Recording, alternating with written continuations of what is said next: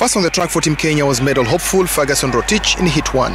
With only 2 athletes getting automatic qualification, no athlete was willing to risk, and everyone put their best foot forward.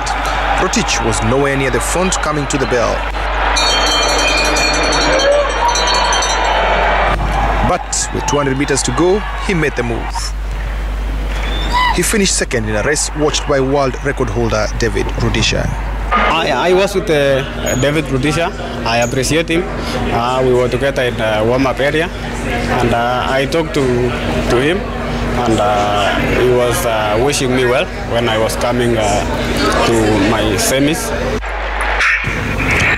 In Heat 2, Emmanuel Korir was in a good position and looked to have made a good move to qualify for the final. But in the final meters, he lost out to Marco Arop of Canada in a photo finish. Actually, the way you saw, it was not easy the way you think. So it was hard, but you know, we must fight, you know.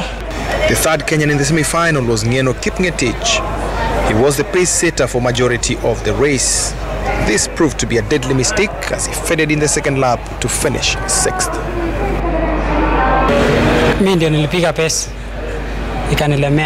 Going into the semi-finals of the 800 meters, the athletes knew that it's going to be tough, but nobody expected that it would be so tough that only one Kenyan has made it to the finals.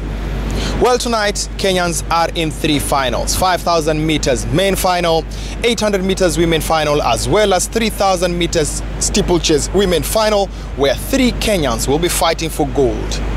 Michael Kinyi for Citizen TV in Doha, Qatar. Well, that was our very own Michael Kinney in Doha giving us the latest on what happened last night. Remember, these races are happening at night because of the temperatures in Qatar. And just to start it off, I'll want to start with Lynn, who's an expert in athletics. You love athletics. I do. So what's been happening? Because from having the world record with David Rudisha to having only 1 athlete in the final, and he finished second in his semi-final, what's going wrong? I think it's definitely changing times. It's something new that we're seeing, and actually yesterday I was saying to myself, we actually for once have a race where Africans, like in general, are not dominating the 2-lap race.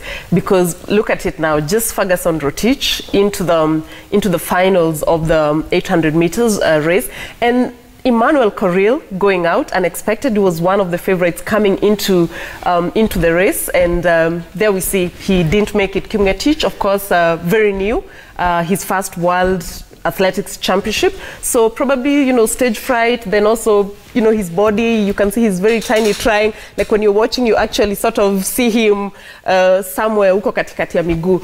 So quite different to not be seeing Nigel Amos as well. Quite a blow to Africa and to Botswana. He was one of the other athletes who would have brought in some, you know, thrown some spanners into the race to probably make it more exciting. David Rudisha is in Doha, but watching from the stands, it's of course, it has been amazing to see him in Doha, but we miss him on the track. What is going on with David Rudisha? Nobody knows, to be quite honest. It's a question that has been asked over and over. People asking, has he retired? But no, he hasn't. He hasn't officially retired. But I think sometimes as an athlete, you know, you get injured, then you struggle coming back. You struggle, you have some weight to lose, and then by the time you're losing weight, people have moved on, you know, like new people have come into the scene. So yeah, definitely different times, new things we're seeing. Joseph, should we be worried as Kenya, like looking so far in those results? Even the 800 meters women, we only have 1 representative in the final, and she sort of struggled to get there. It is worrying because looking at the past championships, we've dominated most of the results, and seeing that we are not there and our stars like Rudisha are not participating, it's a bit tricky. What should we do, Shitera? What's our next plan of action? Are we giving up too early right now just because the first few races haven't gone our way? I think we are in that transition period, but we've not managed the transition well. Look at how from Wilfred Bungei to Rudisha, how we transitioned. And as far as Rudisha has not declared whether he has retired or not, we really need to step up. But 2 things I've realized that are affecting us: the temperatures. I can tell it all to planning. Look at the temperatures in Doha, hitting 47. The best we could afford was at the river, 30 degrees. So I think it boils down to preparation. And we talked of preparation last week, both in athletics, football, rugby. That is one major thing that we are lacking. Look at what our Harambee Stars did preparing for AFCON. They went to Europe at low temperatures, and yet AFCON was being held in Egypt. Temperatures were high. It affected us. It is affecting us in Doha. Number two, I think it's the VAR in athletics, the anti-doping issue. And I think it has really had an effect on Kenyans because... What are you saying though? Yeah, Kenyans have been doping. No. I'm saying the anti-doping rules, of course, they have been so hard. Kenya. It has been so hard on Kenya. You remember the AK putting it as a measure that no one will escape. So I think, look at it, at how people have been receiving it. It has not been, look at the rules. Let's talk of the rules in schools. When you put new measures and rules, they might be good for the school, but how will the students receive it, the reception?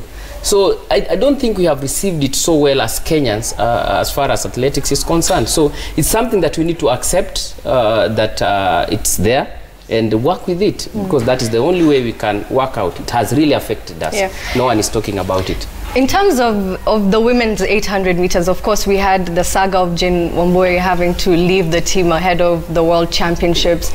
I'd like to get your thoughts on the new IAAF rule. Caster Semenya is not present. Of course, we have, a lot of Margaret Nyerere is not present. What does that boil down to? Yes. Or what are your thoughts on that rule? What are my thoughts? Yeah. Oh my God, like it's, as I told you earlier, it's one of those rules where there's no right thing and there's no wrong thing. It depends on how you look at it. It's right, it's wrong, and it's in the middle. Like, it's not in black and white. There are a lot of gray areas. Of course, looking at who has been affected most, of course, African countries. Caster Semenya out, Margaret Nyerere is out, and Francine Niyonsaba. What that means is that all the medalists from the 2016 Rio Olympic Games are not in the World Championships, and the top two from the 2017 World Athletics Championships are also not there. And that's crazy. Has thrown the 800 meters, of course, pretty open, and maybe to America's Ajay Wilson. Probably it's finally her time now. But about the ruling, of course, women's sports need protection. When you look at it, because 4 months ago in the US, there's an athlete who ran as a guy, for 3 years, and then suddenly he shows up at a meet as a girl. New name, new hair, and she wins, very fast. Transgender, essentially. So you look at it, and women's sports, of course, need protection, but then you look at the humanity side of it again.